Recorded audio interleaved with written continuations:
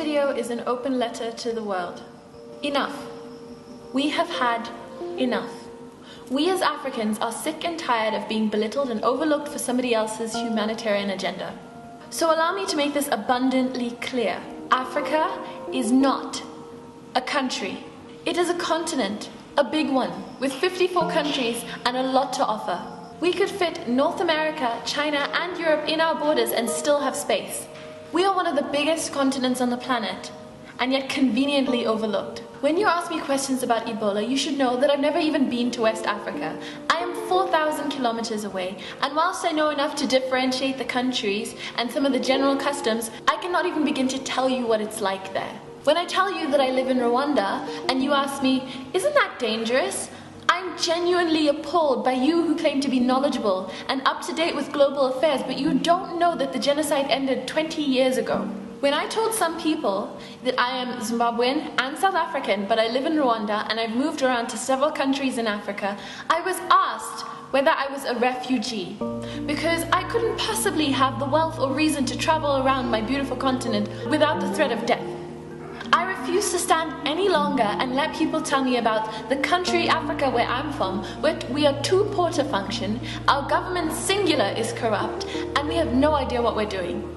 I refuse to be belittled and treated like a second-class citizen. I refuse to be made into a novelty when I achieve something great. You know, you all think that the way that you put Lupita Nyong'o on a pedestal and nearly worshipped her is amazing. Like it's the highest honor or accomplishment for an African. Don't get me wrong, we are very proud of her because when one of us achieves something great, we celebrate as communities. But if you think that you've painted Africa in a positive light through her, you've actually done the opposite. When you make someone an idol like that, it says to us that you are so surprised that an African could achieve something that great, like no one has ever done it before. Our continent is full of amazing and inspiring Africans who are making a difference in their communities. So it's not a surprise to us when one of us succeeds exceptionally. It seems like you think that is all we have to give, and that couldn't be farther from the truth. We really have gotten the raw deal throughout history. We've been looked down upon, colonized, our resources have been stolen, we've been segregated, subjected to violence, institutionalized racism. We as Africans have accomplished so much. Nelson Mandela, Desmond Tutu, Paul Kagame, Wole Soyinka, Wangari Maathai, Strive Masiyiwa, Chimamanda Adichie, just to name a few. Why can't you see our achievements rather than the single story of poverty and helplessness? So I want you to do a few things for me today. Take a mere 5 minutes out of your day to open Google and look up the map of Africa. Look at the different countries. Learn a little bit about them and the great things that we have achieved. Never address Africa like it's a country again.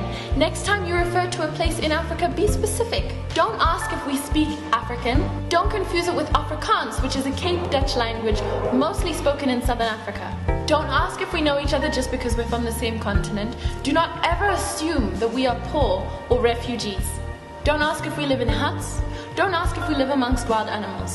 And remember that we as Africans were performing successful C-sections and brain surgeries thousands of years before European doctors took it upon themselves to wash their hands before surgery so that their patients would stop dying. We have been asking for years to be respected, to little avail.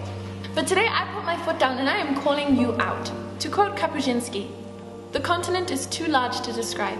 It is a veritable ocean, a separate planet, a varied, immensely rich cosmos.